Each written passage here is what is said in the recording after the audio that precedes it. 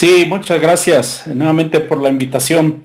Yo quisiera comentarles antes de iniciar que lo que voy a tratar de verter en esta plática no es lo que habitualmente comentamos en las charlas de malformaciones.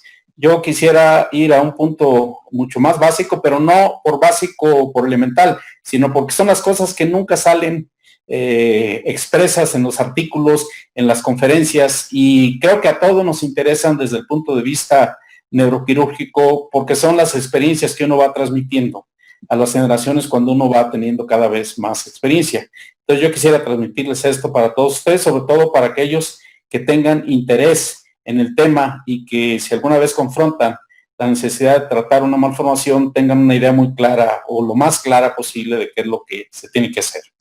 Entonces, vamos a empezar con este promocional que me encontré en YouTube. Es un promocional de un hospital importante en los Estados Unidos y lo vamos a correr y después voy a hacer yo las anotaciones pertinentes porque creo que da o se presta a mucha discusión. Lo corremos y habla de una persona que hacía una vida normal practicando deporte hasta que en 2011 su vida tuvo un cambio dramático porque empezó a tener una serie de manifestaciones neurológicas, migraña, disartria y debilidad del lado izquierdo de su cuerpo. Ella fue entonces operada, pero previa realización de estudios de imagen donde demostraron la presencia de una malformación arteriovenosa. Aquí está la circunvolución frontal ascendente, aquí está la parietal ascendente, es una malformación premotora íntimamente anexa a la zona motora. La angiografía en esta paciente, esto nos demuestra que fue embolizada y esta es la imagen de la angiografía. Aquí está la característica imagen de una MAP embolizada, donde se ven partes todavía activas y partes que ya están completamente aisladas, más una dilatación en la parte superior, una varices venosa y la desembocadura de la vena hacia el seno longitudinal superior. La paciente, por lo que dice el video, fue operada y en el postoperatorio desarrolló una hemiparesia del lado izquierdo. Aquí menciona que tardó varios años en recuperarse y muestran esto como un éxito, puesto que la paciente ya podía caminar, correr, subir escaleras, andar en bicicleta y aparentemente ya no tenía miedo a la vida o de que esa malformación se fuera a romper. Y nada más voy a pararme en este punto. Aquí. Dice, el cúmulo de venas y arterias podía romperse y matarla en cualquier momento. Eso, desde el punto de vista estricto y de acuerdo a lo que sabemos de las malformaciones, es inapropiado. Cuando uno le dice esto a un paciente, lo está orillando a tomar una decisión donde no siempre tenemos la posibilidad de solventar el 100% de los problemas y que la paciente salga totalmente íntegra. Entonces, ¿cuáles son las razones actualmente aceptadas para intervenir una MAP donde no hay controversia? Primero, que haya tenido una hemorragia previa. Después, que tenga un déficit neurológico progresivo, y progresivo hablamos de aquellos pacientes que se van sumando síntomas y ya no tiene un regreso a la normalidad.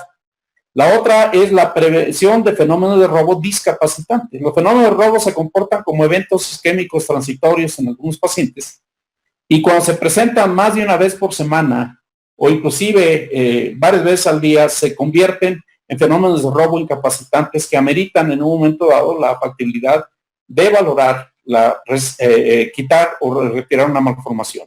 Y el último de estos 4 criterios que son inobjetables es cuando el paciente tiene epilepsia intratable bajo los criterios de epilepsia intratable, que es el uso de 2 o más fármacos y sin un control completo de las crisis. Se sabe que en la mayor parte de los pacientes que tienen malformaciones mejoran las crisis convulsivas después de una resección de la malformación, aunque hay un grupo pequeño que pueden inclusive empeorar. Bajo esta, con este conocimiento, con esta aclaración hecha previamente, esta imagen nos muestra algo que a mí, cuando yo era residente de primer o segundo año de neurocirugía, un neurocirujano muy académico me dijo, esta es una patología donde en una angiografía podemos ver las tres fases de la angiografía en una sola toma. La fase arterial, lo que correspondería a la fase capilar, que es el nido, y la vena de drenaje. Esta es la única patología donde uno puede ver estas tres fases, puesto que, como todos sabemos, en la angiografía transcurren entre 7 y 10 segundos para que pase la fase arterial, la fase capilar y finalmente la fase venosa.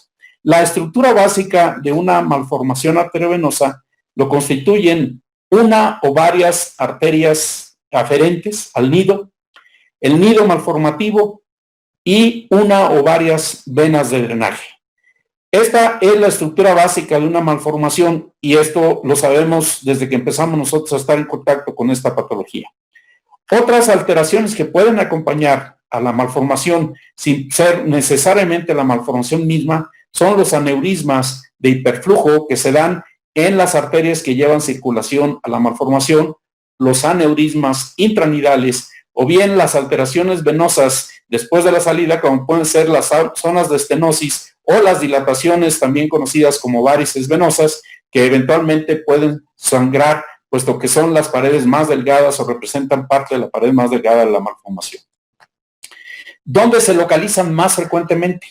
Las malformaciones arteriovenosas tienen una distribución homogénea, que corresponde más que nada al porcentaje de volumen de tejido cerebral que a la localización en sí misma. ¿Qué significa esto? Que si, por ejemplo, la fosa posterior representa del 15 al 18% del volumen encefálico, tiene o alberga al 15-18% de las malformaciones encefálicas.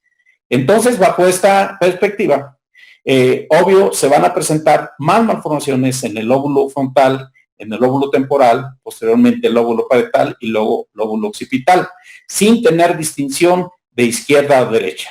La otra característica de la malformación es que tienden a tener una forma de pirámide con el ápice dirigido hacia el epéndimo. Esto obedece a la formación embriológica y casi todas ellas, independientemente de la localización, tienden a hacerlo bien a los ventrículos laterales, a los cuernos temporales occipitales del sistema ventricular, con esta formación en pirámide.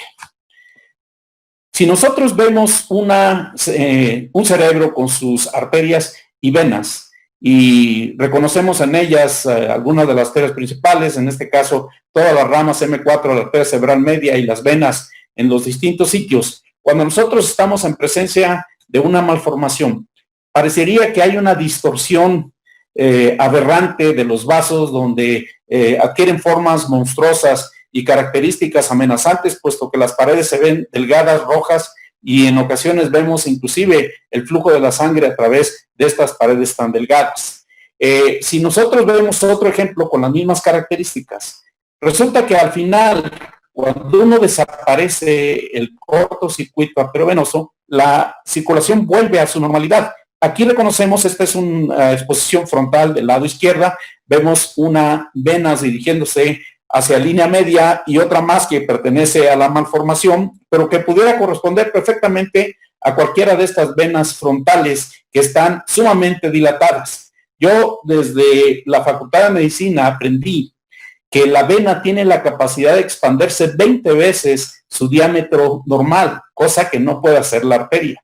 Por eso, cuando vemos nosotros una imagen de una malformación, todas estas son estructuras venosas, no son estructuras arteriales. Esto lo digo porque en ocasiones, en algunos foros, ha habido preguntas, sobre todo los residentes, que dicen, ¿cómo le hacemos para distinguir una arteria o una vena? La arteria nunca se va a dilatar más allá del doble de su tamaño, difícilmente lo va a hacer porque sus paredes son muy gruesas, pero la vena, les decía, lo puede hacer 20 veces, lo cual este aspecto monstruoso de las malformaciones lo van a dar únicamente la vena. En esta, que es una malformación del valle silviano, este es el lóbulo frontal, el lóbulo temporal. Esta corresponde a la vena de Trolar, que es esta vena, y estas son las venas silvianas, y aquí hay una vena frontal anterior, y por acá viene la vena de la B. Entonces, en este caso, son dilataciones que cuando uno regresa a una malformación, a su normalidad, todo esto desaparece de forma instantánea. Vean, esta es una malformación Otra de las características en el sitio de la malformación es que frecuentemente el aracnoides, de ser una lámina casi transparente, se convierte en una lámina gruesa y de aspecto lechoso, donde por debajo se localiza el nido malformativo. Aquí vemos una dilatación venosa, una vena arterializada que corre por acá, otro grupo de venas arterializadas en este nivel, y cuando reseca uno la malformación, vean cómo todo vuelve a la normalidad. Esta vena adquiere ya su color oscuro, se adelgaza en su pared, igual las venas alrededor se tornan más oscuras, menos turgentes, por el hecho de que ya no existe en un momento dado la malformación presente. Este es otro ejemplo.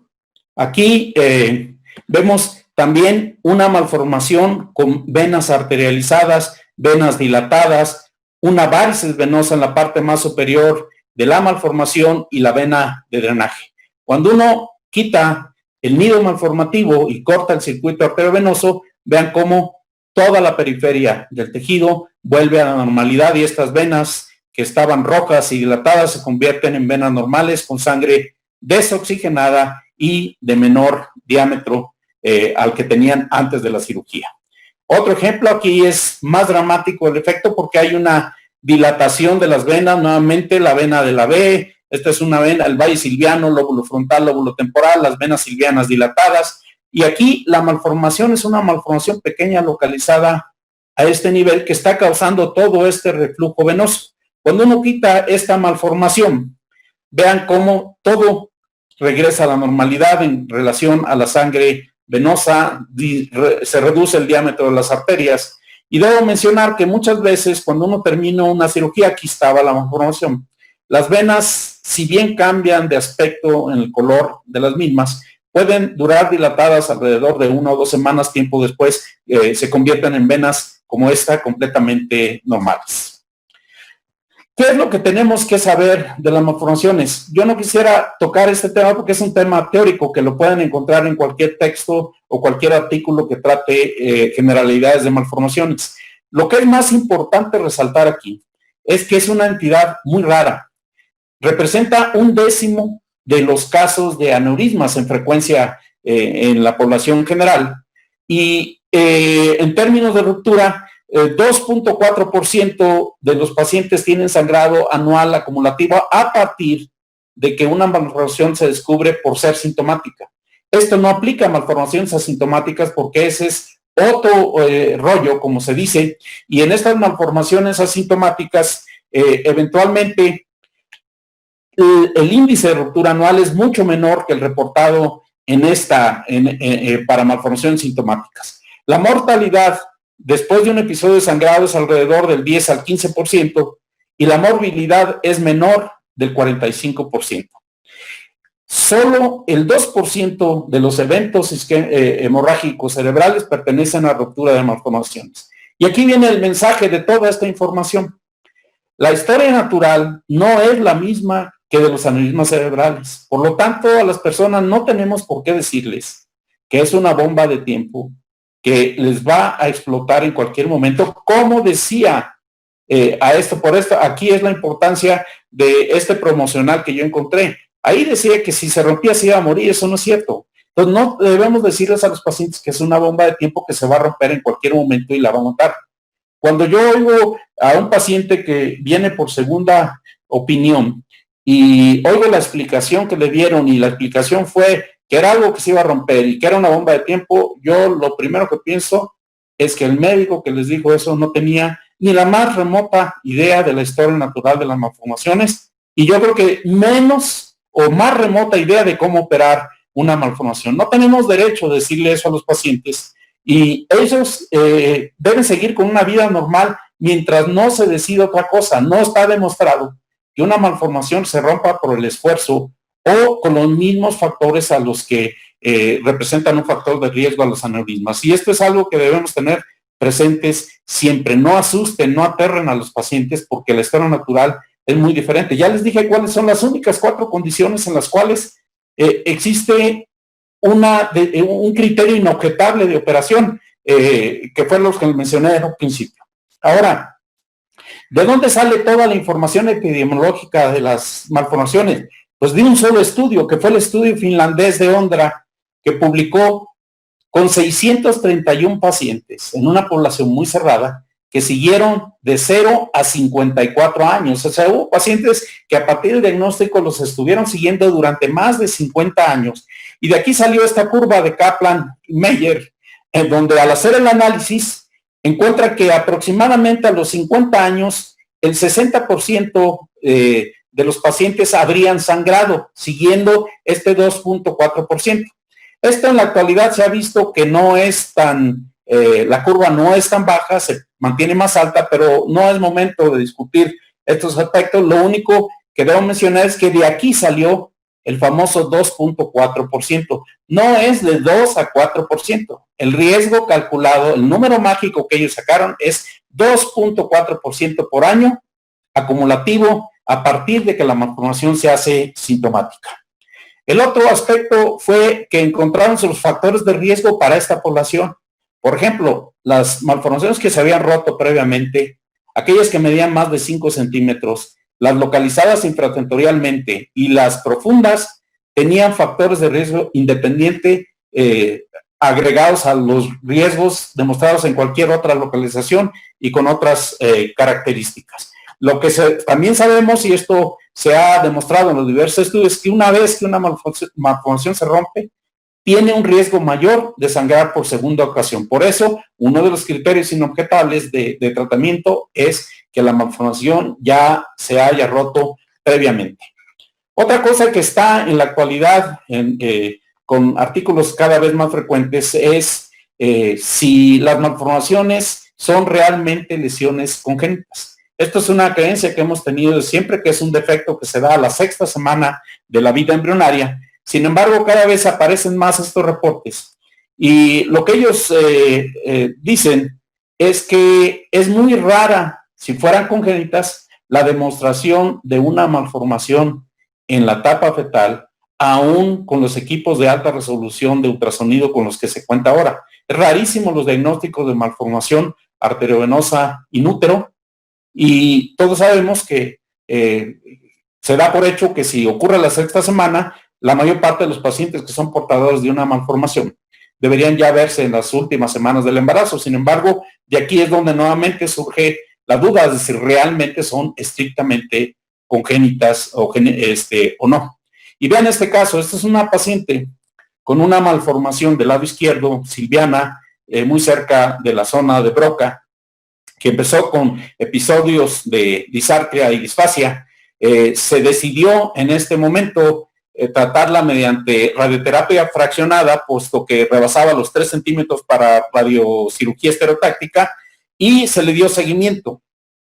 Esto es 1 año después del tratamiento, 4 años después, donde vemos una reducción discreta del tamaño de la malformación, con algunos cambios alrededor de la malformación, y 10 años después la malformación ha reducido aún más de tamaño y nos la enviaron para evaluación quirúrgica. Pero ¿cuál fue la razón por la que la enviaron si la malformación aparentemente iba reduciendo? Esta es la última angiografía tomada 10 años después del tratamiento inicial. Y vean ustedes la razón de envío. La paciente en el curso del tiempo había desarrollado 2 aneurismas de hiperflujo, uno a nivel de la arteria comunicante anterior y otro más a nivel de la arteria coroidea anterior. Adicionalmente, y para sorpresa de todos, en el hemisferio contralateral al de la malformación ya conocida, aparecieron 2 nidos malformativos independientes, cada uno con su propio sistema de drenaje venoso, lo cual habla nuevamente de la capacidad que existe en el organismo para que estas malformaciones se creen de nuevo, que es como se denomina a este tipo de malformaciones. Ahora, hablando del tratamiento microquirúrgico, que es lo que vamos a tocar principalmente el día de hoy, esta es una publicación que hizo el doctor Sugita en 1985 en Japón. Él hizo esta publicación donde habla de aneurismas, malformaciones, habla de tumores, está también disponible en Neurosurgical Cocktail. Pero lo importante de esto es que tiene un capítulo completo de malformaciones. A esta fecha, él había operado 79 malformaciones. Y él hizo algunas anotaciones, no describe una técnica precisa para la remoción, pero habla de los puntos que se tienen que tomar en cuenta para tratar una malformación quirúrgicamente. Uno es el análisis de la angiografía, arterias y venas. Otro es la neuroanestesia, puesto que él describe que muchas de ellas tuvo que utilizar hipotensión controlada para poder tener un control de los sangrados intraoperatorios que aparentemente se presentaban en malformaciones más grandes. La otra era la posición donde la cabeza tenía que estar por encima del nivel cardíaco para mejorar el retorno venoso y evitar la congestión venosa en una malformación. La otra era la exposición apropiada del nido malformativo, lo que él denomina procedimiento alrededor del nido, que es el control de aferentes para reducir la turgencia y evitar cerrar las venas de drenaje de forma temprana. La otra hace una clasificación de nidos residuales, que esta es una aportación importante porque ni siquiera en el libro de Yasser Hill, que lo vamos a mencionar a continuación, 2 tomos dedicados a malformaciones, él menciona esto de los nidos residuales de una forma clara como lo hizo Sugita. La otra es maps gigantes y la posibilidad de un fenómeno de breakthrough, que es el descontrol completo, una hiperreactividad, hiperemia y sangrado postoperatorio después de resecar una malformación grande.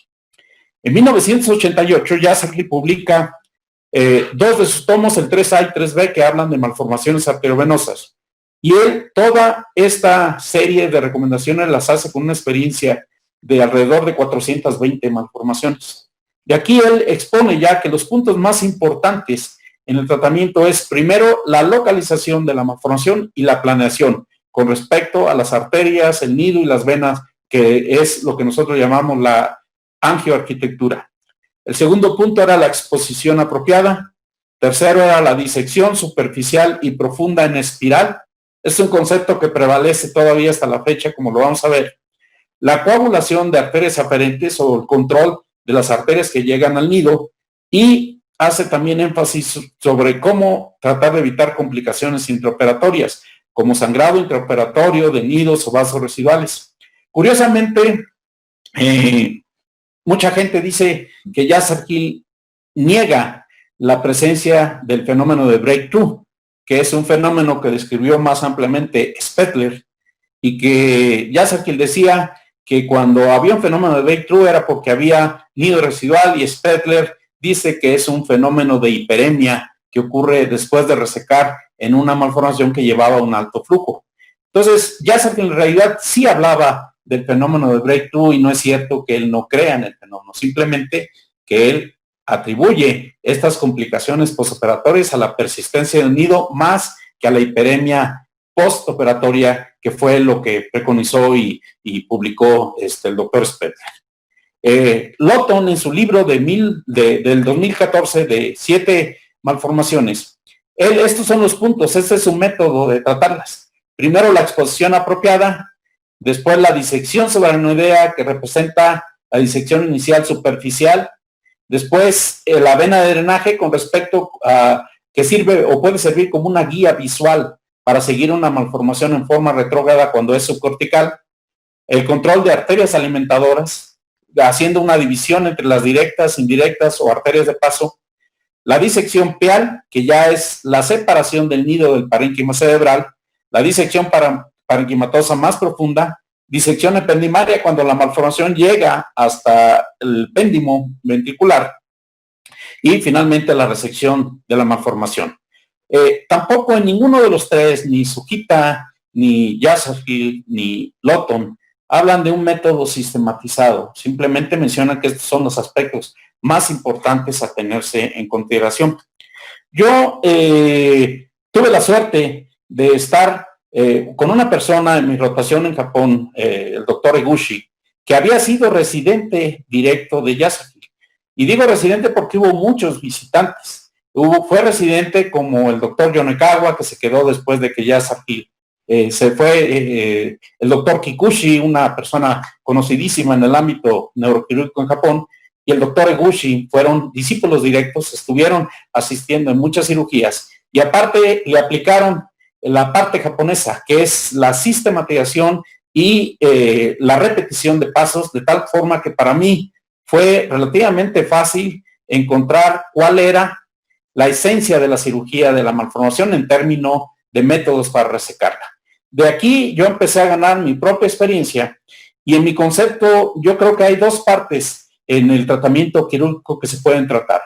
Uno son los principios básicos que conciernen al tratamiento de malformaciones grado 1 y 2 y algunas malformaciones grado 3.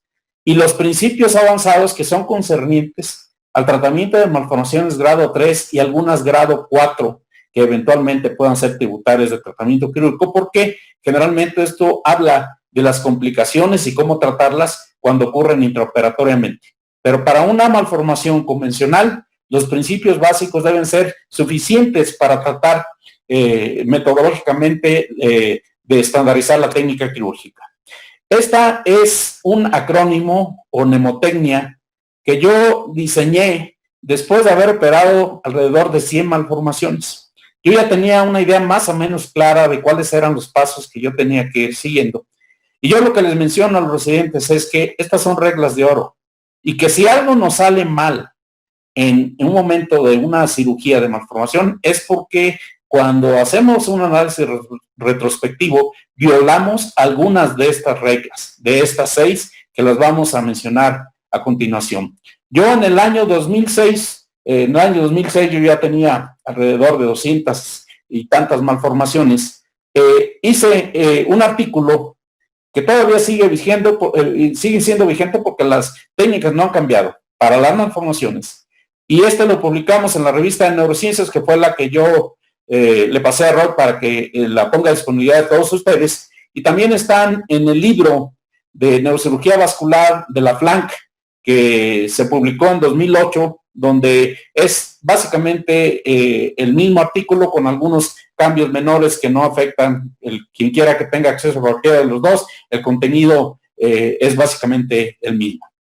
El otro punto es que, independientemente de esta técnica que vamos a discutir, ¿qué es lo que necesitamos para operar una malformación? Bueno, tenemos que tener al menos 3 pinzas bipolares disponibles. Yo aquí les estoy mostrando un set de 10. ¿Por qué más de una pinza bipolar? Porque la malformación es una técnica de coagular y cortar, coagular y cortar, coagular y cortar. Cuando uno lleva ya más de 100, 150 vasos coagulados y cortados, las puntas de los bipolares empiezan a calentarse y en la siguiente coagulación, con 1 o 2 toques de energía, se carboniza el tejido y se adhiere a las puntas, lo cual vuelve o torna cada vez más difícil el control de los vasos. Y cuando ya estos están agotados, los bipolares están muy calientes, ya no transmiten apropiadamente el calor, estamos en la fase más difícil de la malformación, que es los vasos profundos. Esto ha venido a compensarse de forma parcial, porque en la actualidad estas pinzas, sin tratar de hacer ninguna propaganda a Codman, las pinzas IsoCool tienen un sistema de difusión de calor muy eficiente. Las puntas tienen oro o una recubierta de oro que hace que la transmisión del calor sea muy rápida y por lo tanto no sufren de este fenómeno de agotamiento y de carbonización después de un uso de varias horas continuas.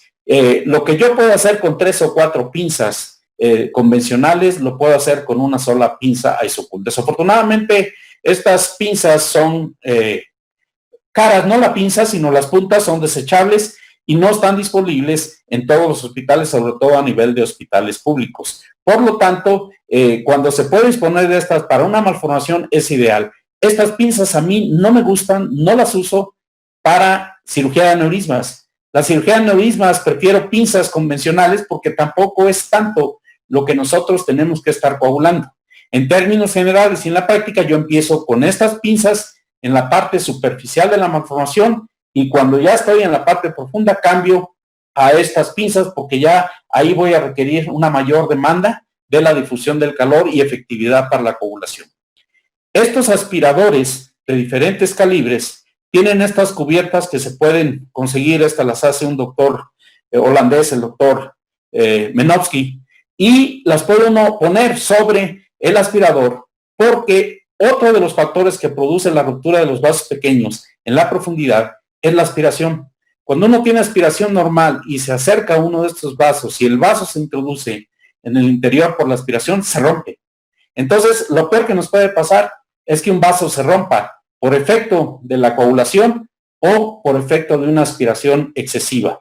Estos tienen por objeto hacer una aspiración atraumática de tal manera que la fuerza de succión se reparta entre todos estos orificios y podamos trabajar sin riesgo a que un vaso se vaya a romper. Estos también son útiles cuando trabajamos cerca de nervios craneales, como la cirugía de fosa posterior, donde en ocasiones los nervios o los filetes nerviosos pueden adosarse a la punta del aspirador. El otro material que requerimos tener disponible son los mini clips. Los mini clips son necesarios en ocasiones, de acuerdo a la técnica, para clipar, coagular, cortar y soltar el clip. Entonces, hay que estar poniendo y quitando los clips. Entonces, tenemos que tener 2 o 3 clips disponibles con el objeto de que los vasos profundos los podamos coagular de una forma más eficiente. Estos son clips hechos a mano. Estos clips yo los hago aproximadamente en 1 minuto. Puedo hacer un clip de esta naturaleza. Y ahora tenemos la ventaja de que ya venden el titanio en forma de alambre. Esto lo encuentra uno en internet. Y puedo hacer un clip de titanio que si tengo necesidad de dejarlo de forma permanente, no tengo ningún problema, cosa que no ocurría en los de acero inoxidable, porque el acero al final causaba cierto grado de metalosis. En la actualidad esto se ha reducido con el titanio. Y estos clips los podemos tener disponibles en cualquier momento si uno aprende a fabricarlos. Ahora, este es un resumen, lo vamos a ver, de los 6 pasos que se comprenden en el acrónimo de ACADEP, y vamos a analizarlos de uno por uno de forma sucinta. El primero es la arquitectura de la malformación, que implica reconocer la malformación a nivel de localización cerebral, en qué lóbulo está, qué convoluciones involucra. Y luego, posteriormente, el análisis de la angiografía dinámica, donde nos va a permitir ver el número de alimentadores, el tipo de nido y las venas de drenaje. Y vean ustedes la secuencia. Aquí es el análisis, les decía, de los alimentadores, el nido y las venas de drenaje. Una vez que tenemos una idea tridimensional de cómo está constituida la malformación, vamos a los pasos. El paso 2 a 6 son pasos prácticos, son pasos intraoperatorios, mientras que el paso 1 es un paso que hacemos antes de la operación. En el paso 2, la cranectomía se refiere simplemente al hecho de exponer la malformación en toda su magnitud, teniendo 1 o 2 centímetros alrededor mínimo de tejido normal y vasos, con el objeto de tener el control completo de la malformación en los vasos de llegada y de salida. Una vez que hemos expuesto la malformación, el tercer punto obedece al ataque inicial y el control de alimentadores. Nosotros, al análisis de la arquitectura, sabemos por dónde llegan los vasos y por dónde tenemos que atacarlos. Entonces, lo siguiente es ir, en primera instancia, a localizar los vasos en los surcos antes de que lleguen a la malformación. Vean cómo se coagula 1, 2, 3, 4, 5 coaguladas. Dejamos una banda antes de cortar un vaso. Ya una vez que tenemos el control de los alimentadores que van a reducir la turgencia del nido, empezamos la separación del parénquima cerebral con el nido malformativo. En este caso, que no está en relación al espacio uranoideo, es un ataque inicial pial. Separamos la pía del cerebro para ir dejando aislado el nido malformativo de forma progresiva. Una vez que delimitamos en los 360 grados la malformación, el siguiente es ir profundizando de una forma espiral circunferencial. Aquí está el nido malformativo y seguimos. Es una malformación poco profunda, una malformación muy amplia, y empezamos a separar la pía, el tejido gliótico, del nido malformativo. Durante todo este proceso tenemos que hacer una coagulación extensa. Les decía, aquí es coagular 1, 2, 3, 4, 5 veces antes de cortar cada vaso. Si no lo hacemos así, coagulamos 1 o 2 veces, corremos el riesgo de que el vaso se rompa y tener pérdida de tiempo, pérdida de sangre por no haber sido obsesivos en este paso. Les vuelvo a repetir, cuando tenemos fallas o complicaciones es porque no seguimos al pie de la letra estas indicaciones. Vean cómo la coagulación 1, 2, 3, 4, 5, hasta que dejamos una banda muy delgada y cortamos en el centro de la misma para evitar que vaya a haber un sangrado postoperatorio y un sangrado transoperatorio. La estructura final con la que tenemos que nosotros confrontar son las venas de drenaje. Cuando nosotros cerramos una vena de drenaje, como en este caso, y no está el nido malformativo totalmente desaparentado, va a seguir llegando sangre, no va a tener por dónde drenar y vamos a tener una congestión y eventualmente ruptura de los vasos del nido. Esto es uno de los principales accidentes que ocurre en la gente que opera malformaciones y no tiene la experiencia ni el conocimiento de la técnica para operar una malformación. Aquí ustedes vieron como un rebosamiento del nido malformativo. Vamos a localizar los vasos remanentes. Nuevamente vean la forma de coagular los vasos en las malformaciones y finalmente procedemos a cortarlo. No es coagular 1 y 2 veces y cortar, porque la mayor parte de las veces tomen en cuenta que estos vasos no tienen muscular desarrollada y los tenemos que coagular muchas veces. ¿Qué nos puede ayudar a esta coagulación cuando el vaso aparentemente no responde? Que nosotros clipemos en la porción proximal, y luego coagulemos y luego cortemos y luego quitemos el clip. Es una forma auxiliar para favorecer la coagulación de los nidos malformativos. Entonces, vamos a analizar cada uno de estos de forma precisa y detallada. Uno es la arquitectura. La arquitectura aquí es donde nos vamos a detener más porque es la parte más importante, el análisis que hacemos antes de la operación. Les decía yo que del paso 2 a 6 son pasos sistemáticos que si los cumplimos al pie de la letra, no debemos tener problema para una malformación convencional. Sin embargo, si no tenemos un plan apropiado, nada de lo que hagamos va a estar dirigido de forma apropiada a la malformación. Y vamos a ver en qué consiste el análisis primero, que es la arquitectura. Vean esta malformación, es una malformación que está situada a nivel cortical muy alto. Aquí vean ustedes cómo existe una localización muy precisa porque nos permite ver que la malformación está en el área motora o digamos premotora, pero bordeando el área motora y podemos ver de forma muy clara la relación de los surcos con la malformación. Sin embargo, cuando estamos en un nivel más profundo y no vemos la relación de los surcos, nos cuesta trabajo saber dónde está la malformación y qué es lo que tenemos que hacer para controlarla. Ahora, esto yo lo aprendí de los residentes. Cuando nosotros les pedimos que presenten ante el comité de malformaciones un caso, ellos tienen que presentar dónde está localizada, qué arterias y venas lo conforman para poder tomar una decisión de la complejidad o no de la malformación. Y lo que ellos hacen, y esto me lo enseñaron ellos, es hacer una fusión de imágenes con un corte anatómico que pueden ustedes tener sus templados ya separados, y lo que hacen es esto: superponen el corte anatómico a el corte de la resonancia y nos deja ver perfectamente que la malformación, en este caso, por ejemplo, está muy en relación a la circunvolución frontal ascendente y que por lo tanto existe un riesgo en un momento dado, si somos muy agresivos con la parte posterior de la malformación, de causar una alteración de la circunvolución, que yo creo que fue, entre otras cosas, lo que pasó en la paciente que estaban anunciando en el promocional. El segundo punto es qué arterias le corresponden. Esta es una malformación que está cerca de línea media, por lo tanto es territorio de la arteria cerebral anterior. Si nosotros ponemos un templado con los territorios arteriales, pues vemos que esta malformación va a estar irrigada principalmente por ramos de la PIFA o arteria frontal interna posterior. El punto más importante es ver también la dinámica de la malformación. Es una malformación rápida, muy fistulosa, y esto solamente lo podemos ver cuando vemos en movimiento la angiografía. Vean. Ahí estamos viendo las 3 fases de la angiografía. Y si hacemos un desglose de las imágenes, vamos a ver aquí una cosa importante.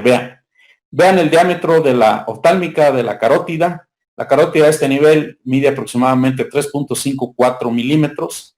La arteria cerebral anterior generalmente tiene un diámetro máximo de 2 milímetros y la cerebral media de 2.5. Aquí vemos una arteria dilatada, mucho más dilatada que las ramas colaterales. Vemos aquí cómo es una arteria única que llega a un nido malformativo, y del nido malformativo, que es un nido compacto, sale una vena de drenaje que se dirige, si la dejamos correr, hacia el seno recto y luego hacia la tórcula y los senos laterales. Bueno, esta malformación nosotros podemos sacar mucha información de aquí. Está al final del cuerpo calloso, en la parte posterior, por lo tanto la podemos abordar por vía interhemisférica, y lo único que tenemos que hacer es el control proximal de esta arteria, con lo cual el nido se va a colapsar y nos va a permitir hacer una disección bastante cómoda, donde la vena de drenaje no va a representar absolutamente ningún problema. Estas imágenes que se ven muy bonitas y que ustedes pueden hacer una presentación, como decía uno de mis residentes, para hacer una presentación con los amigos un fin de semana donde les muestren cuál es su trabajo, bien sea que sean médicos o no. Se ven muy bonitas, pero no nos sirven para nada, no para tomar una decisión. Vean cómo aquí se ve la arteria cerebral, la carótida interna, la arteria cerebral media, las ramas de la cerebral media, pero vemos aquí un masacote, le decimos, o un conglomerado de vasos que no nos permite saber más del nido, simplemente llenó, nos da una imagen muy difusa, nos permite saber la localización, pero no son buenas para tomar una decisión sobre los vasos que la conforman. Igual, la angioresonancia y la angiotomografía son muy buenas para diagnóstico, pero no más. No nos dicen más acerca de la angioarquitectura de la malformación y no debemos tomar ninguna decisión en base a estos estudios. La angiografía por sustracción digital continúa siendo el estándar de oro, donde vemos, por ejemplo, en esta malformación, cómo por fenómeno de robo, con un disparo del lado derecho, se llena la cerebral anterior contralateral y llena la porción superior del nido malformativo. Y por el lado infralateral, pintando la arteria cerebral media, hay un llenado también de la parte del nido, que esto lo que nos está diciendo es que esta malformación tiene al menos 2 compartimientos. ¿Cómo lo sabemos? Bueno, si nosotros hacemos el ejercicio de fusión que les había mencionado, fusionamos la angiografía del lado, el disparo derecho con el izquierdo, vamos a tener la imagen completa de la malformación. Y sabemos que si controlamos nada más esta parte, la malformación, el nido va a seguir completamente activo porque hay una comunicación de este compartimento con este. Igual, si controlamos nada más esta, el nido va a parecer que no le hicimos nada.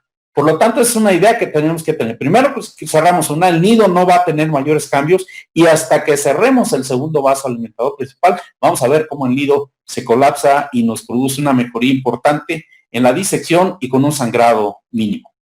Estos son otros ejemplos.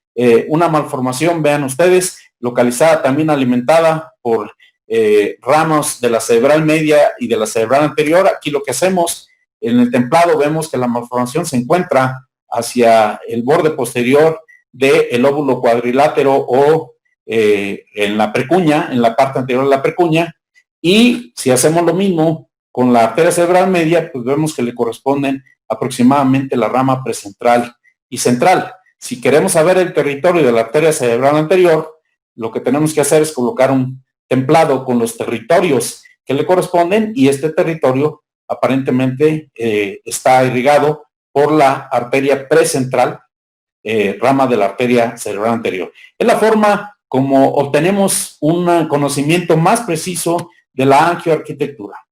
El siguiente punto es saber qué nidos es. Y esto nunca lo dice en ningún artículo, no lo dicen las clasificaciones, difícilmente se comenta cuando hay una presentación y uno presenta un caso determinado. Pero hay 4 tipos de nidos y esto lo tienen que tener muy presente porque cada uno tiene connotaciones difíciles y tiene connotaciones diferentes en cuanto a la técnica quirúrgica. Este es el nido más común. Se le denomina, o Yazerki lo denominó, nido plexiforme, que es un nido compacto, está bien definido, donde tiene sus arterias de llegada, el nido malformativo y las venas de drenaje. Este es el nido que más frecuentemente hacemos alusión nosotros cuando describimos una map. Y esta es la imagen que tenemos en una angiografía. Tenemos la arteria alimentadora, el nido compacto, se ve como un manchón muy definido, y la arteria de drenaje saliendo del nido, que puede ser única o múltiple. Este es el nido, les decía, más común. El siguiente tipo de nido es el nido fistuloso. Esto lo vemos poco frecuente, pero es el más sencillo de tratar. Es una arteria que, sin tener esta fase de capilar, se conecta directamente con una vena, produce dilataciones de pequeñas, moderadas o monstruosas, gigantes, y esto representa puntos de sangrado potencial. Cuando sangra un nido fistuloso es del lado venoso. También se les conoce a este tipo de malformaciones como malformaciones piales. Son las más fáciles de tratar porque, bien sea por vía endovascular o quirúrgica, si uno cierra este punto, se acaba la malformación. Si uno cierra aquí y si uno cierra aquí, automáticamente la malformación se acaba. Esta es una malformación dependiente cerebral media. Aquí está la dilatación venosa. Esta es una dependiente de la arteria cerebral anterior, con un drenaje anterior hacia el seno longitudinal superior en la porción anterior. Si cortamos aquí, se acaba automáticamente la malformación. Estas no tienen un nido malformativo.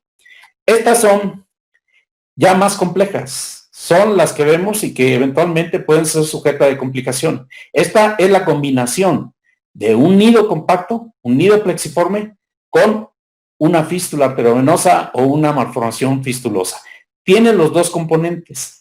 La característica de estas, cuando ustedes la vean en la angiografía, es que no se ve el nido compacto como lo veíamos en las anteriores. Vemos el nido, más aparte vemos en la porción superior o en la inferior dilataciones venosas importantes, ectasias venosas o varices venosas, que son los puntos de riesgo de sangrado en este tipo de malformaciones. Tienden a ser más rápidas porque, al existir una fístula, es como una aspiradora para el flujo sanguíneo. Los fenómenos de robo son más comunes en este tipo de malformación porque la sangre se va para este punto y no al tejido donde tiene que llegar.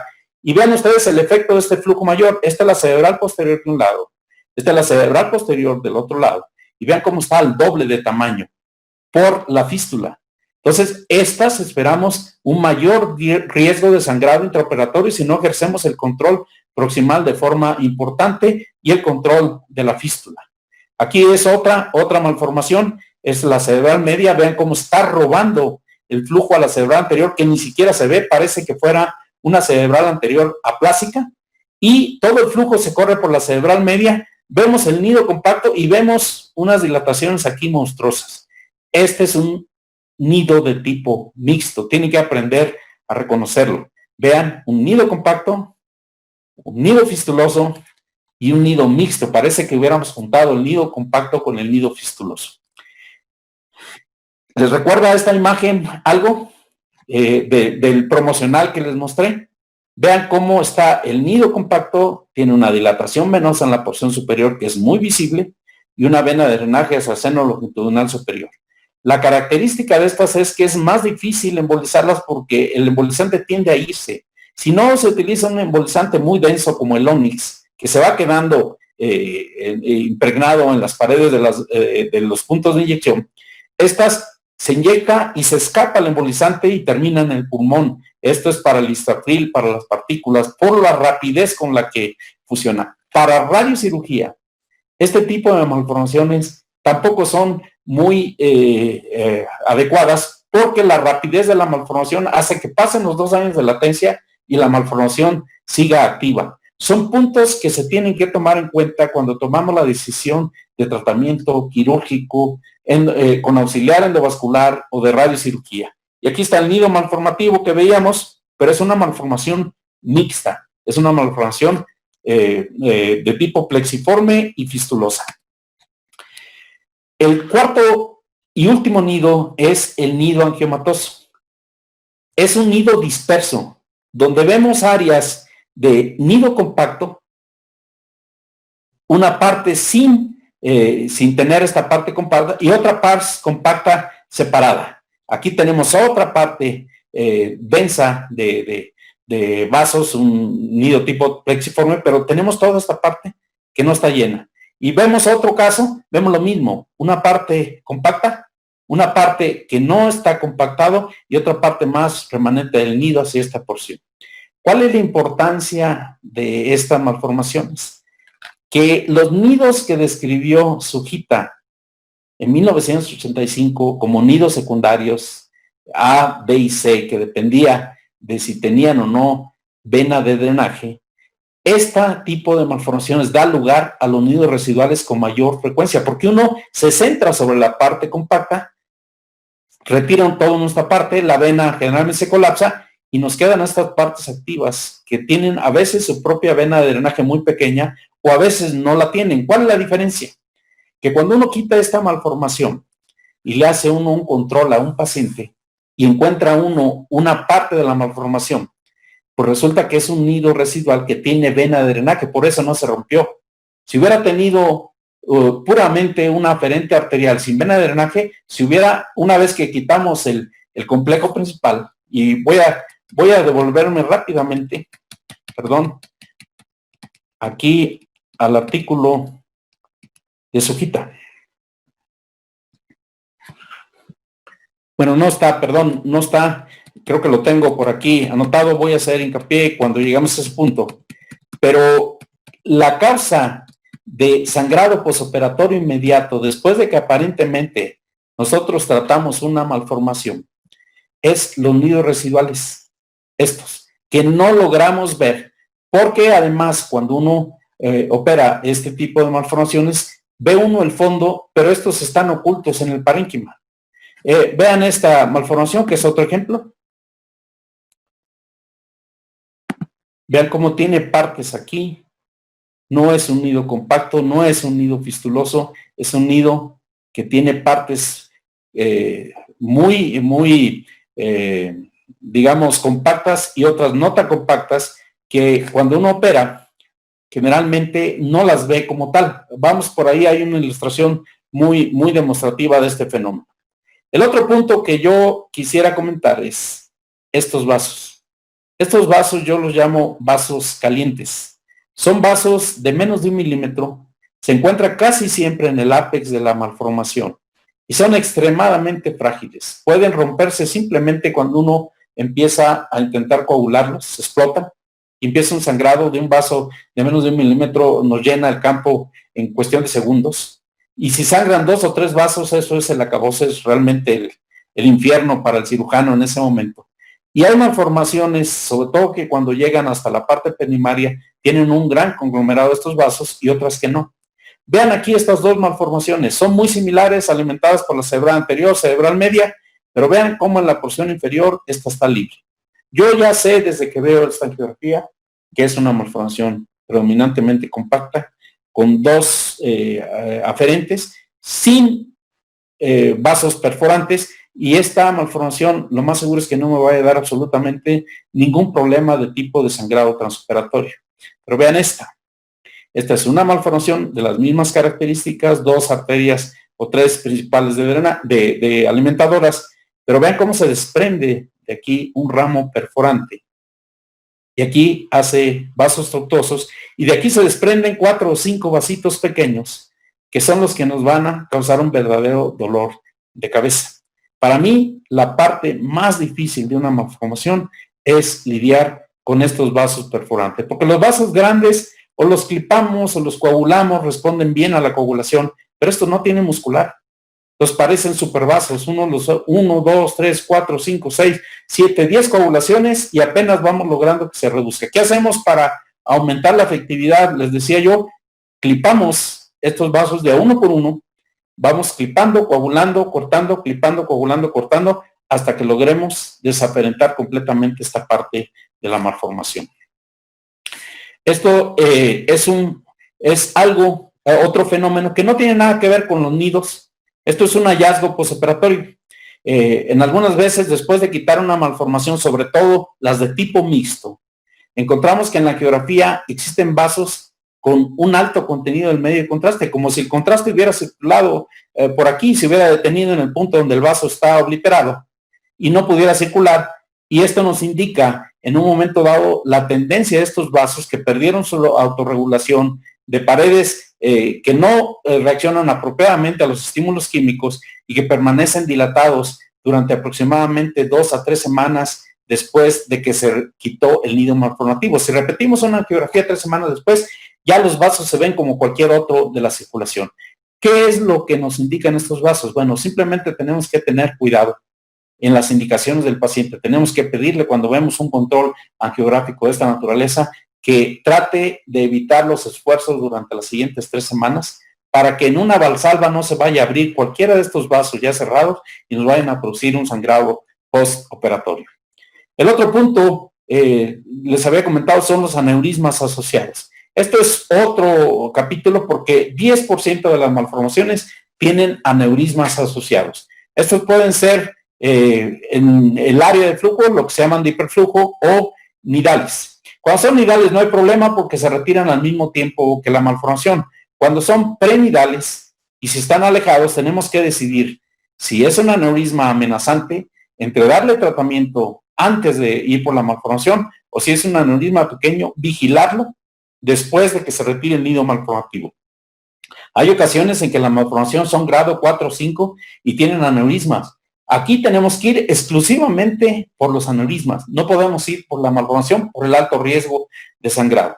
Pero cuando es una malformación grado 3 o menor, si es un aneurisma de este tamaño, quitamos la malformación y los revisamos, porque muchos de estos aneurismas desaparecen. Yo tengo varios casos donde el aneurisma ha desaparecido en los controles a 1 año porque estaban causados por el estrés mecánico del alto flujo y que cuando se corta al quitar el nido malformativo deja de causar estrés en la pared y los aneurismas involucionan. Solamente un aneurisma que permanece o que crece son aquellos que decidimos ya en una etapa posterior ir por ellos. Y es más o menos como manejamos el fenómeno de los aneurismas. Bueno, les dije que la arquitectura era lo que nos iba a llevar la mayor parte del tiempo. Los demás pasos los vamos a avanzar rápidamente, son puramente quirúrgicos. La craniotomía, yo les decía, no ofrece mayor problema más que calcular muy bien el tamaño del nido malformativo, la localización y dejar 1 o 2 centímetros alrededor para tener totalmente visualizada la malformación y bases circundantes. Son ejemplos. Esta es una malformación a nivel silviana, una malformación superficial. Vean toda la exposición que tiene que quedar. Esta es otra más grande donde hacemos una gran craniotomía para exponer la totalidad de la malformación. Lo peor que puede pasar, o una de las cosas más desventajosas, es querer manejar una malformación subexpuesta, porque si nos sangra en la parte subexpuesta, es decir, por debajo del hueso, vamos a tener serios problemas para controlarla. Entonces tenemos que tener la visión completa. La malformación no es cirugía de mínima invasión. Tenemos que exponer, al igual como lo hacemos con un meningioma de la convexidad. Otro ejemplo donde vean la amplia craniotomía para exponer la malformación y los vasos periféricos. Más ejemplos, todos con el mismo principio, y más ejemplos, todos con el mismo principio. Una exposición amplia, no debemos quedarnos cortos. Si por algo, yo me ha pasado muchas veces que cuando entro está muy limitado la exposición y lo que hago ahora es con el craniotomo in situ, abro y amplío la craniotomía y después al final pegamos los huesos con seda y colocamos como un solo colgajo óseo. Antes tenía que hacerse trépanos, la sierra de Gigli y eso llevaba una ampliación media hora. Ahora en 5 minutos podemos ampliar una malformación subexpuesta para no tener el riesgo de tener complicaciones transoperatorias. El siguiente punto, el ataque periférico y el control de alimentadores. ¿A qué se refiere esto? Miren, si yo veo esta imagen y yo le pregunto a muchos de ustedes, ¿dónde está la malformación? Yo creo que muchos me van a decir que la malformación es todo esto. Y yo les voy a decir, no, la malformación es esto y aquí esta porción de abajo. ¿Por qué? Porque vean cómo aquí hay tejido normal, aquí hay tejido normal, aquí hay tejido normal. Estos son vasos reclutados, se llaman. O sea, son vasos del tejido normal que de repente empiezan a llevar sangre a la malformación. Y la forma de identificarlos es, yo veo tejido, no es parte de la malformación, a menos de que sea una malformación angiomatosa superficial, que no es lo común. Aquí, cuando yo dibujo el contorno de la malformación, esto es por lo que yo voy a ir en principio. La disección, 360 grados, la voy a delimitar Todo esto es espacio subaracnoideo. Y una vez que empiece a confrontar, si tengo que expandirme hacia acá, ya es otra cosa. Pero en principio, para mí, la malformación es este punto. En este tipo de malformaciones es más sencillo, porque aquí vemos el tejido circundante y se ve enteramente normal. La malformación, por lo tanto, es esto, esto y hasta aquí. La vena de drenaje no tenemos que seguirla hasta su punto de drenaje. Finalmente aquí, una vez que controlamos si la vena está oscura, si la seccionamos aquí, este remanente no va, no es parte del nido malformativo, es la vena de drenaje que se dirige hacia un seno principal. Y ahí está el contorno que yo esperaría seguir. Esta es mi planación, esto es el ataque periférico y es un ataque, les decía, de predominio subaracnoideo.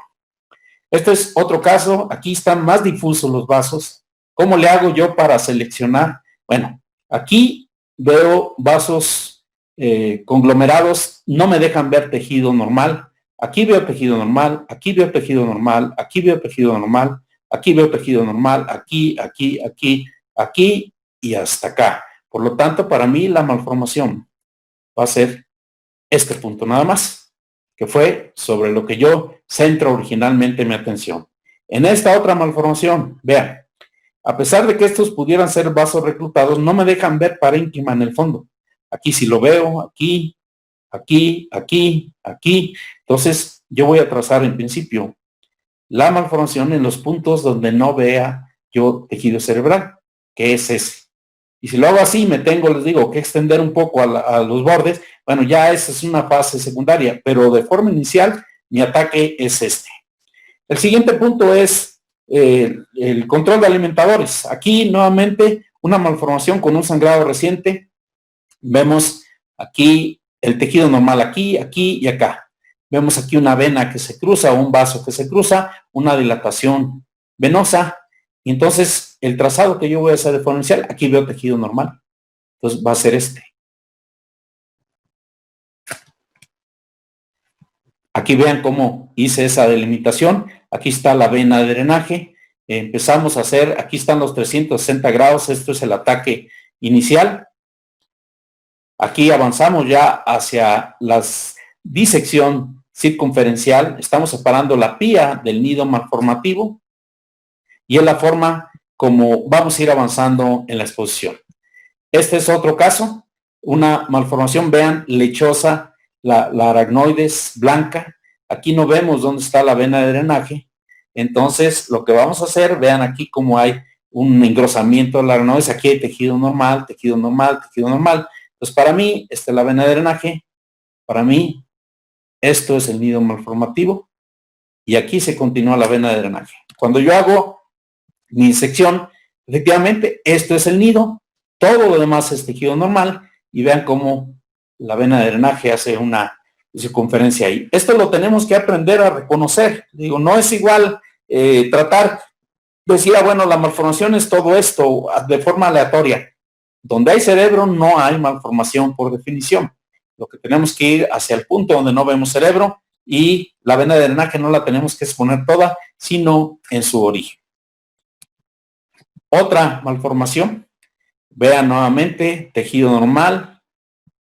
Aquí tejido normal, aquí aracnoides engrosada, tejido normal. ¿Cuál es mi malformación? Bueno, yo voy a ir por esta parte de forma inicial. Ahí está expuesta. Ni siquiera tengo que disecar esta aracnoides acá y posteriormente proceder a la siguiente fase. Acuérdense que les estoy mostrando únicamente la fase inicial.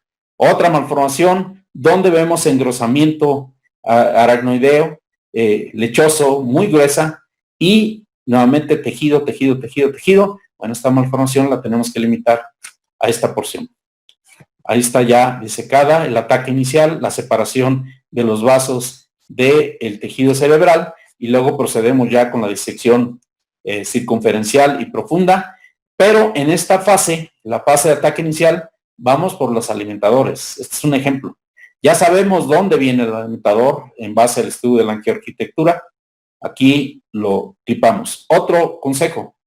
Cuando uno clipa un vaso que está cerca, que puede estar aquí, o puede estar acá, o acá, y uno tiene miedo de cliparlo porque no está seguro si el vaso es el apropiado o no. Ese miedo debe estar ausente. ¿Por qué? Porque la circulación colateral en las malformaciones es riquísima.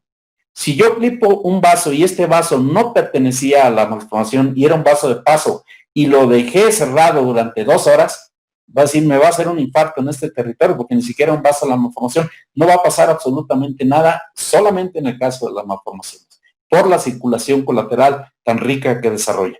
Entonces, yo lo puedo clipar. De hecho, muchas veces clipo 4 o 5 vasos y termino cerrando 1 o 2 de ellos. Y los otros ni me preocupo, ni siquiera me pongo a pensar si va a haber un infarto o no, porque yo sé que no lo va a haber por la circulación colateral tan rica. Esta es otra malformación. Vean aquí, muy compacta, pero se ve el tejido adyacente. Aquí no veo yo vasos de llegada. Lo que hicimos fue disecarla y cerrar en un solo plano la vena y todo lo que era el pedículo de la malformación. Cuando cerramos, vean cómo se apaga la turgencia y se convierte en una masa flácida de vasos donde es muy fácil retirarla ya del tejido adyacente. El siguiente punto, el anterior fue puramente el ataque periférico, la disección circunferencial. Esta disección circunferencial ya la describía Yasser Gil en su libro. Vean qué bonito dibujo tratando de expresar la forma en que la malformación se va disecando. Tenemos que ir los 360 grados en todo el trayecto de la malformación, nos vamos moviendo de un lado a otro. Aquí se ilustra un vaso de paso, un vaso en passage, donde da algunos aferentes hacia la malformación muy pequeños. Estos se van seccionando hasta dejar el vaso completamente libre. Y se ilustra también un problema técnico. Muchas veces las malformaciones tienen 3 o 4 venas superficiales y nos estorban para hacer esta disección circunferencial. ¿Qué tenemos que hacer?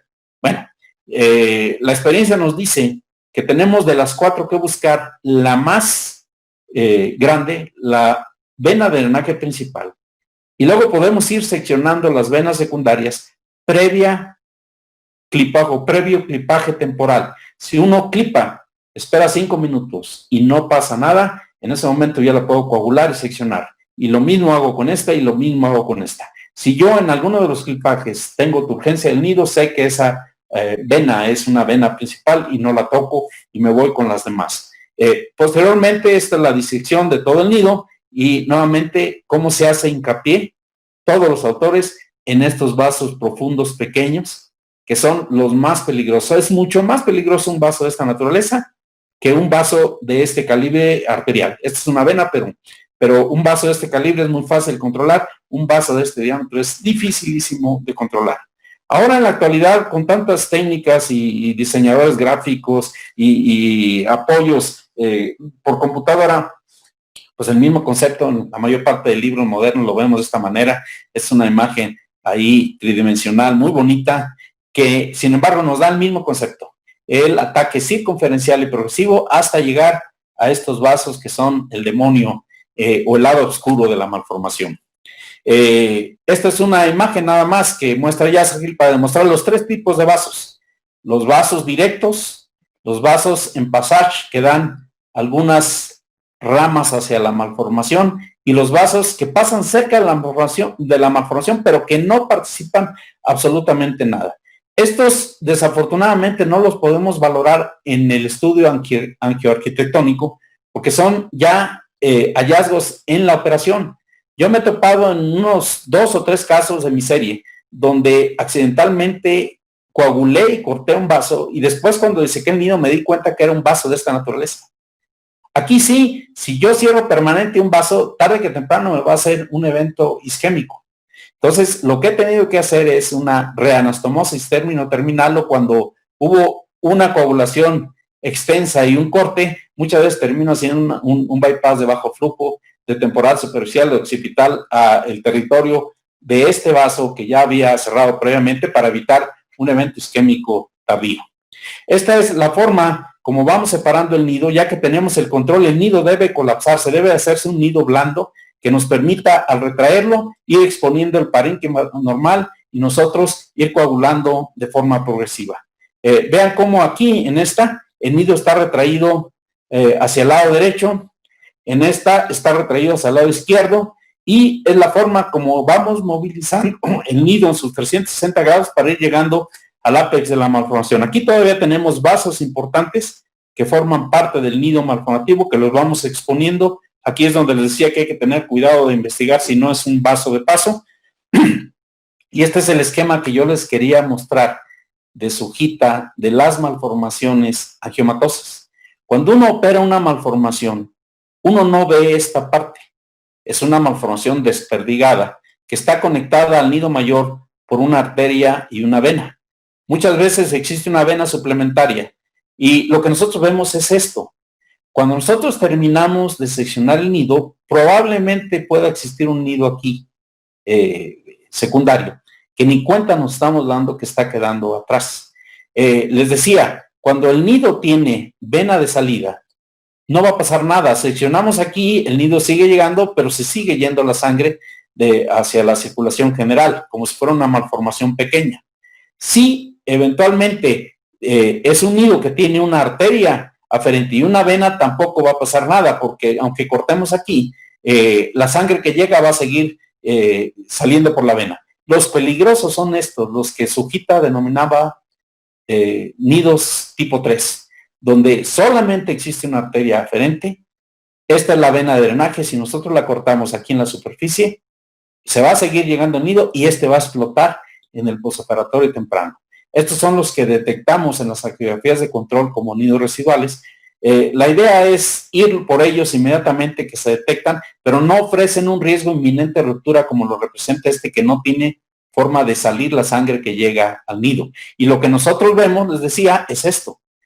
Esta es una MAP angiomatosa que Sujita en su momento simplemente los describió como nidos alternos o nidos agregados, pero en realidad corresponde la imagen a lo que es una malformación angiomatosa, como yo les había comentado. Este es un caso.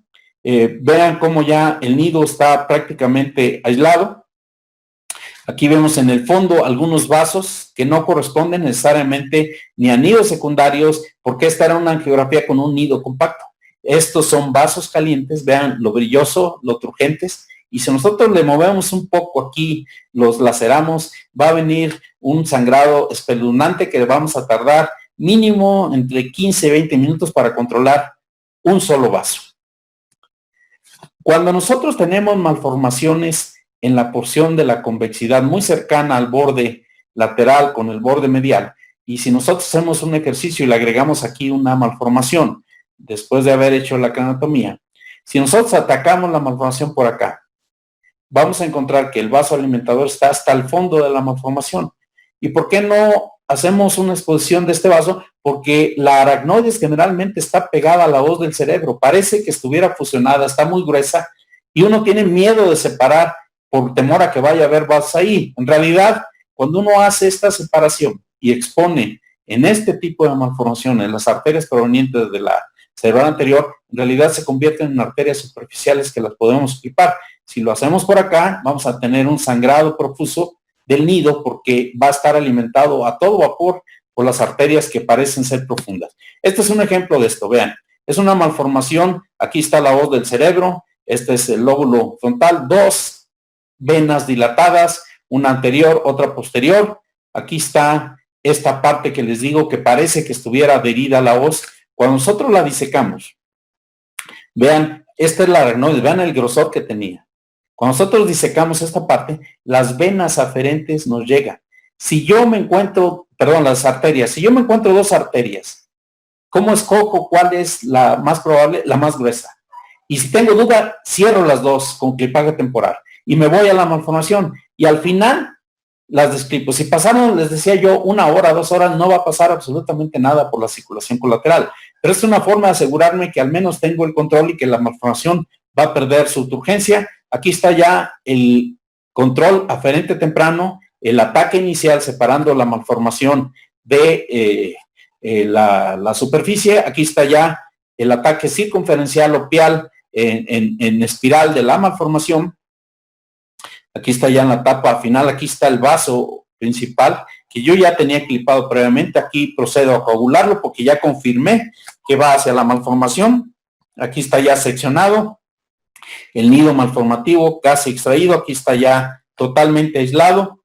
Sacamos el nido y revisamos el lecho quirúrgico, el cual se encuentra con muy poca reactividad debido a que el control principal de la arteria la teníamos desde este punto y la malformación realmente perdió su urgencia en cuanto hicimos ese paso. Esta es la parte final cuando dejamos Surgicel en el lecho quirúrgico.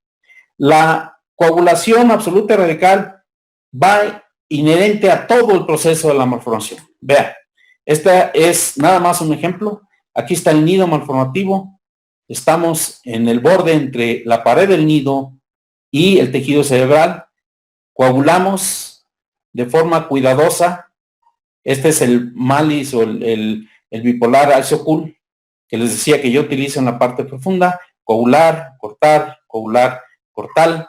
Muchas veces para separar el nido con esta técnica que describió Hashimoto, yo utilizo la tijera como disector, no utilizo una pala, la pueden utilizar, pero estoy muy acostumbrado a utilizar la menor cantidad de instrumentos posible y de esta manera vamos separando el nido malformativo.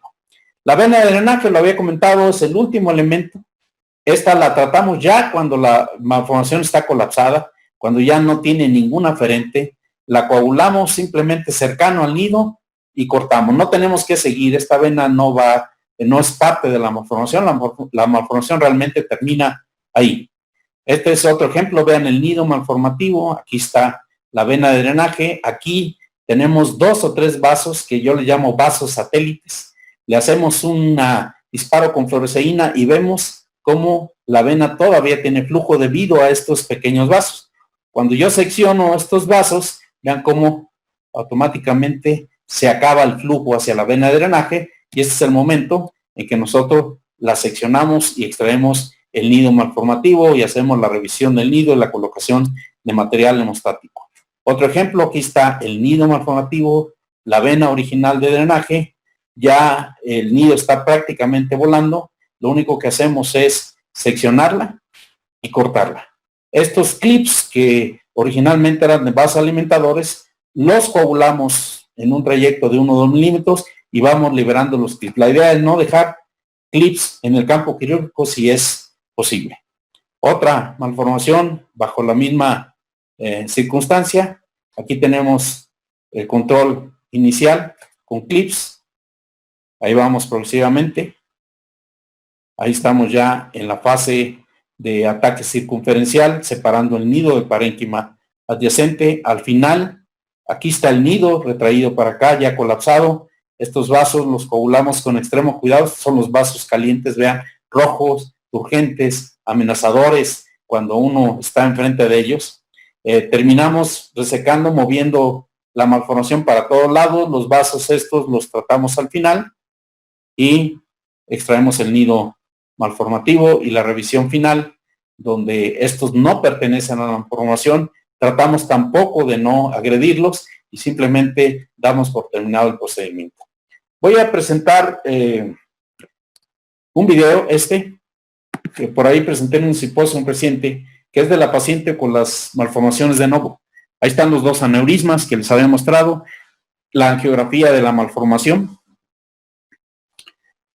Realmente era una malformación que ya había reducido mucho su turgencia, las malformaciones de novo que no las tocamos y el análisis de la angiografía que nos muestra una arteria de paso y una arteria directa a la malformación. El disparo con fluoresceína,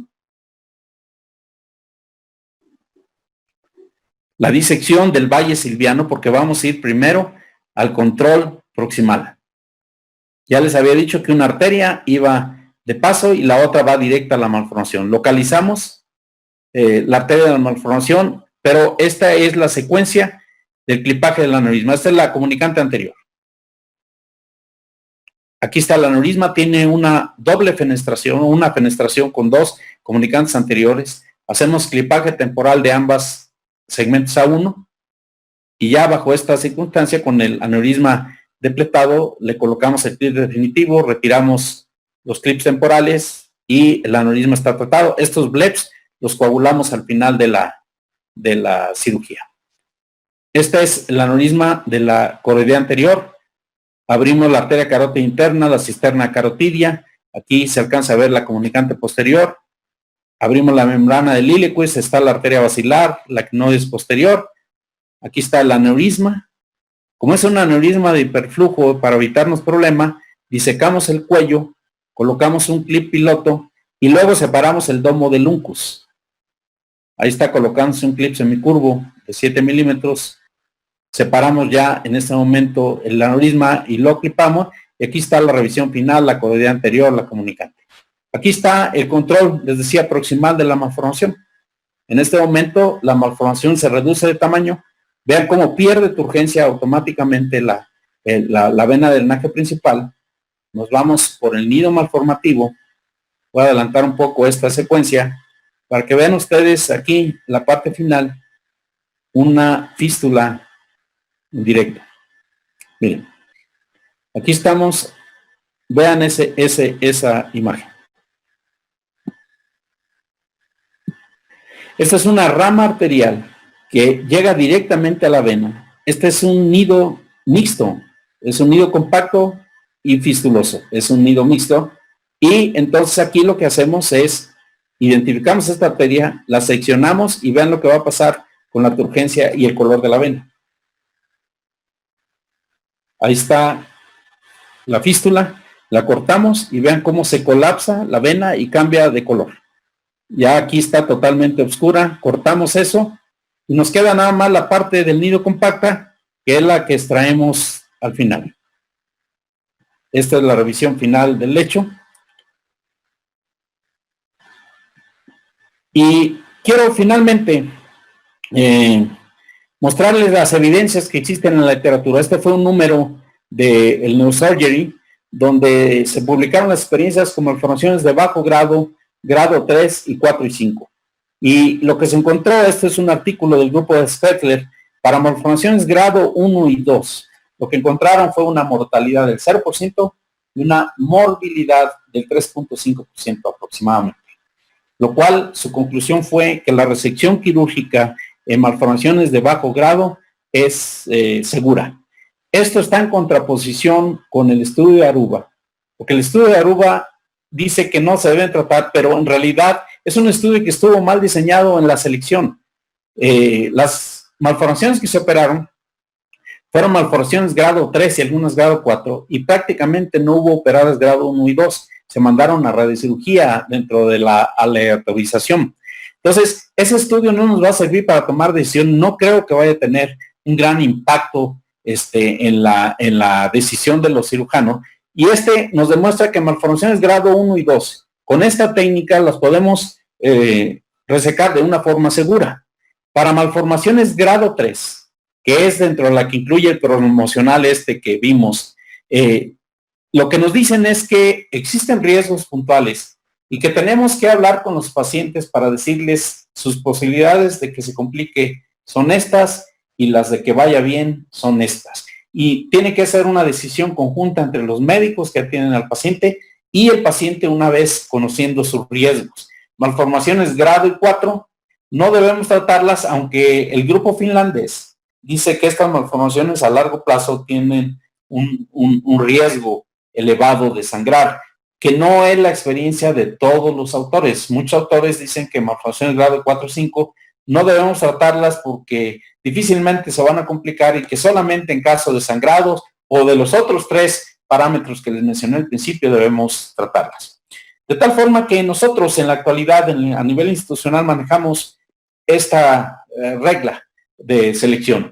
No es diferente a la de la American Heart Association y otras asociaciones, donde malformaciones grado 1 y 2 corticales van sin discusión a cirugía, malformaciones grado 1 y 2 profundas a radiocirugía, malformaciones grado 3 corticales a cirugía con la posibilidad de hacer un abordaje por terapia endovascular previa a la cirugía. En las profundas, radiocirugía con posibilidad de hacer terapia endovascular previa a la radiocirugía.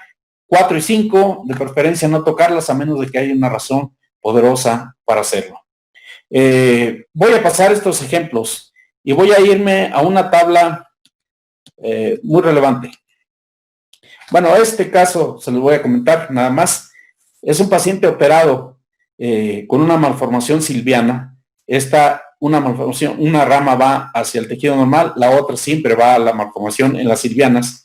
Lo intentaron operar y vean ustedes el resultado. Al final el paciente llegó después de la operación ya recuperado de un hematoma, un sangrado postoperatorio, con toda esta cantidad de metal que representaba la presencia de clips de Mansfield que ya no se utilizan y hemoclips. O sea, esta malformación, en vez de haber sido atacada, como dice la reglamentación, con su aferente como un primer paso, se fueron sobre la periferia de la malformación, es decir, sobre esta porción, y empezaron a tener un sangrado bestial que lo intentaron controlar con múltiples clips y terminó el paciente desafortunadamente con un sangrado y un déficit hemicorporal del lado derecho. Aquí en la cirugía nosotros ya no hicimos un abordaje a esto, nos fuimos, como les mostré en el video, hacia el Valle Silviano, localizamos a esta rama, que era la que iba a la malformación, la clipamos y la cirugía realmente fue, como se dice, un día de fiesta, ya exangüe. La quitamos, desafortunadamente el paciente pues ya tenía este déficit previo. Esta es la angiografía preoperatoria, esta es la postoperatoria, y es la misma porque vean esta imagen aquí tan rara de una alteración circular que ya en el postoperatorio se define mejor, pero ya hay una ausencia completa del nido. Y esta, simplemente para finalizar, una cuestión, estos son mis resultados antes de que se creara el Comité de Malformaciones. El comité se creó en el año de octubre, en 2008, en octubre, y hasta el 2008, antes del comité, yo tenía 300 casos operados. Estos son mis resultados de mortalidad para grado 1, grado 2, grado 3, grado 4, grado 5. Observen cómo los resultados son más o menos satisfactorios hasta la malformación del grado 3. Y cuando tratábamos malformaciones grado 4 o 5, esta mortalidad trepaba de forma impresionante, complicándose muchos de estos casos. Bueno, no la mayoría, pero sí al menos una tercera parte de los casos. 26% de MAPS embolizadas solamente para malformaciones grado 3, ya les expliqué las razones. Y después del comité, esto es hasta septiembre de 2008, teníamos acumulados 263 pacientes ya bajo la decisión de los comités para definir qué tratamiento. Y vean cómo la mortalidad se redujo a 1.5% y la morbilidad a 3%. Esto fue porque dejamos de operar casos asintomáticos o con síntomas controlados y dejamos de operar malformaciones grado 3 y 4. Este es el parámetro que nosotros tomamos como el estándar. Este es un estudio que se hizo con 25 reportes, incluyendo 2.425 pacientes, donde la morbilidad para malformaciones grado 1 a 3 era del 0 al 5% y la mortalidad del 0 al 3.9. Nosotros andábamos un poquito por encima en la etapa previa al comité. Posterior al comité estamos ya en valores inferiores inclusive a estos promedios internacionales. Para grado 4 o 5 vean el mismo escalada de complicaciones cuando intentamos tratar estas malformaciones grandes, que es lo que les digo, que obedece a la descripción del tratamiento avanzado de las malformaciones, más allá de estos principios que tratamos el día de hoy. En conclusión, podemos decir que la microcirugía continúa siendo la forma más efectiva porque produce una resectabilidad de más del 90%, comparado con el 80% de la radiocirugía. La terapia endovascular no la consideramos más un tratamiento alternativo, sino coadyuvante para malformaciones grado 3 y principalmente las de nidos mixtos. La influencia de un comité o un grupo multidisciplinario redunda en que al paciente se le da el tratamiento más racional, evitando las actuaciones individuales que muchas veces inducen a tratamientos inapropiados para las malformaciones, como fue el caso promocional que les mostré. Y esta es una foto que tuve la oportunidad de tomarme en el año 2010 en Cancún, cuando yo era presidente del capítulo vascular. Hicimos un simposio y aquí logré reunir a 4 grandes personalidades: Juha Hernesniemi, con el cual establecí una amistad y él vino hace 2 años a un curso en vivo en el instituto; mi maestro, el profesor Yasui, con el que estuve la mayor parte del tiempo en estancia en Japón; Evandro Olivera, el principal representante de la neurocirugía latinoamericana, y conocido por todos ustedes, el doctor Stretler. Y no puedo dejar también, como lo hizo Jorge Mura de agradecer porque no nada más la enseñanza es unilateral, a veces aprendemos mucho de nuestro grupo de residentes. Este es el grupo de residentes que han hecho el posgrado de neurocirugía vascular en el instituto. Hay de varios países aparte de México, y cualquiera de ustedes que esté realmente interesado en hacer un posgrado de cirugía vascular, tanto Jorge Mura en Chile como en el instituto, ofrecemos esa posibilidad, y con una afluencia grande de casos que nos permiten tener una idea mucho más clara de lo que es la neurocirugía vascular, aunque desafortunadamente en este año los últimos 2 residentes han estado limitados en cuanto al número de casos por razones conocidas por todos. Yo espero que esta pandemia y sus implicaciones pasen